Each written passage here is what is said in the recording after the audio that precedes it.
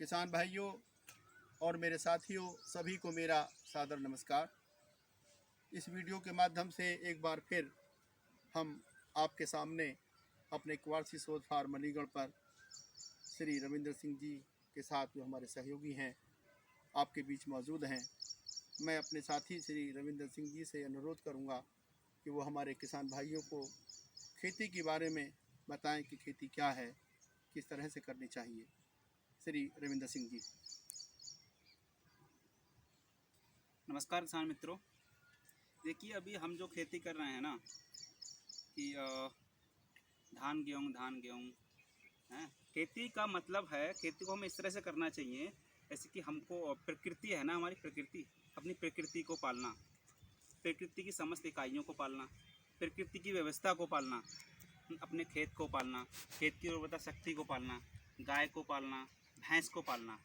इस तरह से हमको मतलब सारी इकाइयों को ध्यान में रखते हुए खेती करनी चाहिए। अभी हम क्या करते हैं कि हमारे खेत की जो उर्वरता शक्ति है वो बिल्कुल न्यूट्रल हो चुकी है। अभी क्या है, अब जीवांश कार्बन की बात करेंगे तो वो 0.3, 0.35, 3.5, इससे ज़्यादा कहीं भी नहीं है, इससे कम ही है। तो हम क्या करेंगे, हमने उसमें धान लगा दिया, गेहूँ लगा दिया। अब धान गेहूँ अगर आप लगाओगे फिर आपको डेफिनेटली आपको फर्टिलाइजर तो देना पड़ेगा ही। अगर खेत की जो उर्वरता शक्ति है वो कम है तो फिर आप उसमें कुछ ऐसी फसल कीजिए ना, ज्वार कीजिए, बाजरा कीजिए, जिसको मतलब कम न्यूट्रिएंट की आवश्यकता हो, कम पानी की आवश्यकता हो। और उसमें फर्टिलाइजर्स का प्रयोग मत कीजिए, आप इंसेक्टिसाइड का प्रयोग मत कीजिए, पेस्टिसाइड का प्रयोग मत कीजिए। और उसमें आप जो हमारे खेत में एक बहुत महत्वपूर्ण इकाई होती है जो ह्यूमस का निर्माण करती है, जिसे बोलते हैं सूक्ष्म जीवाणु, उनकी संख्या को बढ़ाइए, जीवामृत का प्रयोग कीजिए, घन जीवामृत का प्रयोग कीजिए। उसमें खाद डालिए, जैसे कि जैविक खादें डालिए, गोबर की खाद डालिए आप। तो और जो भी जैसे कि हम कोई फसल काटते हैं तो उसके अवशेषों को खेत में जलाइए मत, उनके अवशेषों को खेत में जलाने की बजाय उनको वहीं पर सड़ाइए, उसको डिकम्पोज कीजिए। अब आप ऐसा करोगे, डिकम्पोज करने के लिए हमारे जो सॉइल में, हमारी मृदा में पहले से ही सूक्ष्म जीवाणु अवेलेबल हैं। वो क्या करते हैं, कोई भी फसल अवशेष सब छूट जाता है तो उसको वो डिकम्पोज करते हैं, उसको खाते हैं, फिर इसको ह्यूमस में कन्वर्ट कर देते हैं। फिर इससे क्या होगा, धीरे धीरे हमारे जो खेत की उर्वरता शक्ति है वो बढ़ती है।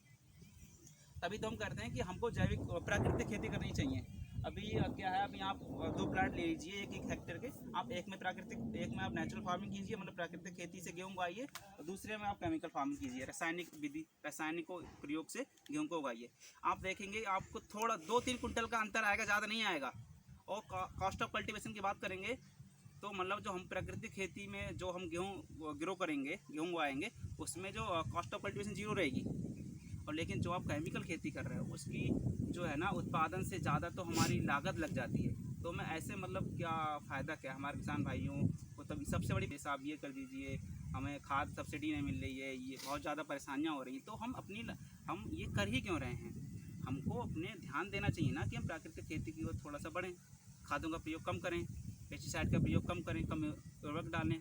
तो इससे क्या होगा, हमारे जो खेत की जो उर्वरता शक्ति भी ठीक होगी, और हमें जो उससे उत्पादन मिलेगा वो रसायन मुक्त होगा। उसको खाने से हमें बहुत सारी बीमारियां जो होती हैं उनसे हम बचेंगे। जैसे कि आप पंजाब का हाल ले लीजिए, वहाँ पर सबसे ज़्यादा पेस्टिसाइड का प्रयोग होता है और उर्वरक का प्रयोग होता है। तो वहाँ पर 30% लोग ऐसे हैं जो कैंसर की चपेट में आते जा रहे हैं। तो सबसे बड़ा कारण यही है कि वहाँ पर बहुत ही अधिक मात्रा में रासायनिक उर्वरकों का प्रयोग होना और पादप सूक्ष्म रसायनों का प्रयोग होना। तो आप इससे बचने की कोशिश करें, प्राकृतिक खेती की ओर बढ़ें, एक पहल बढ़ाएं। अगर आपके पास 1 हेक्टेयर का खेत है तो आप उसमें 4-5 बीघे में पहले करके देखें, आपको डेफिनेटली फ़ायदा तो होगा ही होगा। फिर आप की कॉस्ट ऑफ कल्टीवेशन कम आएगी, और जो उससे हम जो लोग खाएंगे, जो उससे उत्पादन हमें मिलेगा, सब्जी लगा रहे हैं आप, जब गेहूँ खा रहे हैं तो उससे बहुत सारी बीमारियों से बच जाएंगे। तो हमें ऐसा करना चाहिए। किसान भाइयों से मैं अनुरोध करूँगा कि वो थोड़ा प्राकृतिक खेती की ओर आने की कृपा करें। धन्यवाद। बहुत बहुत धन्यवाद रविंद्र सिंह जी। जैसा कि हमारे साथी ने आपको बताया और उनका इशारा इस तरफ था कि हम रासायनिक खेती से अपना ध्यान हटाकर प्राकृतिक खेती करने की तरफ ध्यान दें।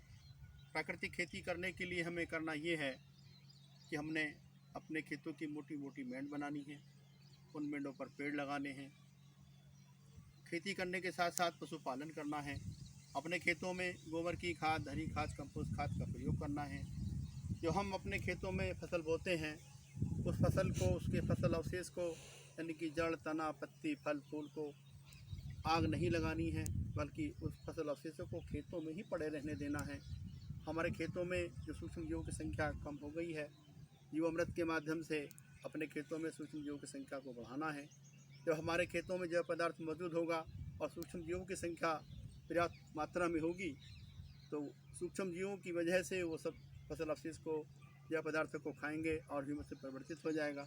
हमारी भूमि की उर्वरता बढ़ जाएगी, कृषि उत्पादन हमारी लागत कम आएगी, जो उत्पादन हमें प्राप्त होगा गुणवत्तापूर्वक होगा और जिसके खाने से हम आप सब नाना प्रकार की गंभीर बीमारियों से पेट में आने से बच जाएंगे।